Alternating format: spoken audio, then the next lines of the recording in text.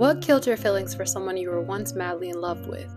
I'll go first. They are the reason I asked God to take my baby back. Part of why I loved that person was because they gave me a sense of security. The first time we ever had a pregnancy scare, I said no, I wouldn't keep it. We're not in a real committed relationship. We're not married, and I don't want to be abandoned, so no, I wouldn't keep it. And they assured me that if something like that ever happened, they'd want the baby, they would be my partner in figuring it out. And then one day, I was late, and then I was very, very late, and then I was sick, nauseous, and then it was time to have a conversation. And when I tried to have that conversation, they wouldn't even look at me. They grew so quiet and just waited for me to leave. They didn't say anything, and then ignored every phone call and text message I sent them for 2 weeks. So I prayed every single day that the ancestors would do what I didn't have the strength to do. And on the 5th day, blood. What killed your feelings for someone you were once madly in love with? Okay, so a lot of you guys know my story, a lot of you guys don't. Last year, I was on top of the world. I felt like I had everything going for myself. I had a really good steady job. I was going to graduate with my bachelor's degree. I had a very good, strong support system with my family, my friends. I was, doing more TikToks, photo shoots. I was just, being happy. So the only thing that I felt like I needed was a partner to share, everything with and to grow with. And I met this guy, and I really liked him. And he was goofy. He seemed genuine. He seemed, on my level. He was very, attentive at first, and everything was going great. Well, he made it official. And then the day that killed me was my mom had passed away. And I posted on Instagram, I posted everywhere that, hey, you guys, I need your prayers. My mom just passed away. I really need you guys. I even posted hey, mom, I know you're not suffering anymore. I love you and I'll miss you. And and that same day you would expect your partner to be there for you to, and we were already in a relationship by then. You expect them to be with you, to love you, to just really support you in that time of need. And a week prior, I found out that he was with his baby mama. I didn't find out, but he was with his baby mama a week prior, and she had taken pictures, and she didn't send me those pictures yet. I didn't find out until the day that my mom passed away.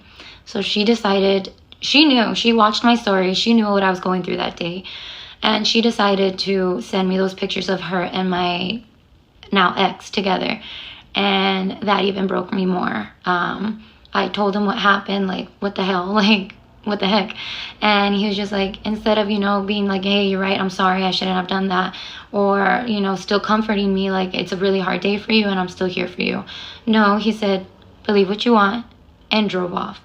So not only was I crying and mourning my mom, I was begging a man to comfort me and give me the love that I needed in order to be okay. And that's the sucky part. So that should have told me no, this man is not worth it. And you're going to waste so much time with this man. A year, you're going to lose so much with this man. And I did. And that's the sucky part. But I know I'm picking myself up. I am getting myself together. And that's the beautiful part of it. It's life. It keeps going. And I'm going to make my mom proud. And yeah. So be careful who you date and who you share your life with. Shit sucks. What killed your feelings for someone you were once madly in love with? So when I was 20 years old, I started dating this guy, and we got super close so fast. I was in love with this man. He could do no wrong. To this day, I still think he was the best person I've ever dated. I was so in love with him. I thought I was going to marry him. The only red flag about him was that he hated vegetables, which to me, if you don't like vegetables, grow up, but whatever. I was willing to let it slide for him. He would always come over to my parents' house for dinner. He would hang out with me and my brother. We were so close. But he never let me meet his family, which I thought was super weird. And, things moved really quickly. 5 months into our relationship, we're talking about we want to marry each other. So I genuinely believed that this man was going to be my husband. And I was okay, well, if you want me to be your husband, you're going to have to introduce me to your family. I think it's super weird that I haven't met them yet because you hang out with my family all the time. And finally, he agrees to let me meet his parents. And we go over for dinner. His family's so nice. I'm why were you hiding them from me? Your family's great. And his mom for dinner made us some salmon and rice and broccoli. And he like threw a huge fit. He's like, Mom, you know I hate broccoli. I can't eat this. And refused to eat the broccoli. I was like, okay, like whatever. I know he hates vegetables. I wouldn't have put it on his plate. His mom should have known better, okay? Until we were all done with our food. He only had 9 pieces of broccoli left on his plate. And his mom comes over and is like, you have to eat your vegetables. So she takes the broccoli one by one on the fork and goes, here comes a choo-choo train, chugga chugga choo-choo, and puts it in his mouth every single time. One time she said, here comes the airplane, and he ate it. This man was 23 years old, by the way.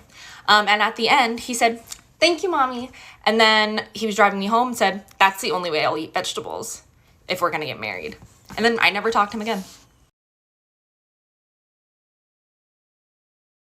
What killed your feelings for someone you were once madly in love with? He wanted to fuck his cousin.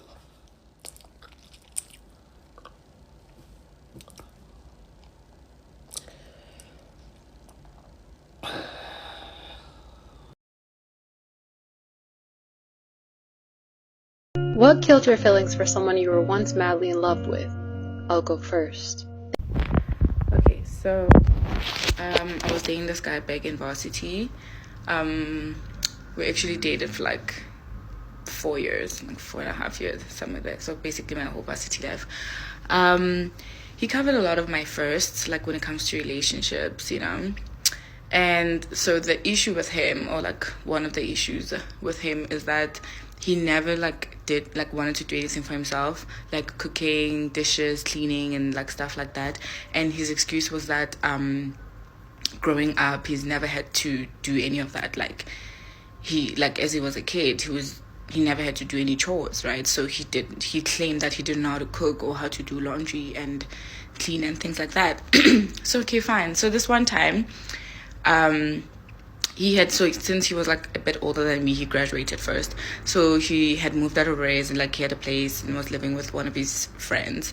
So we're there, like he was having a lot like get together. So we're all there with his friends, and one of my friends was dating one of his friends, so she was also there. So it was like 2 of us as girls.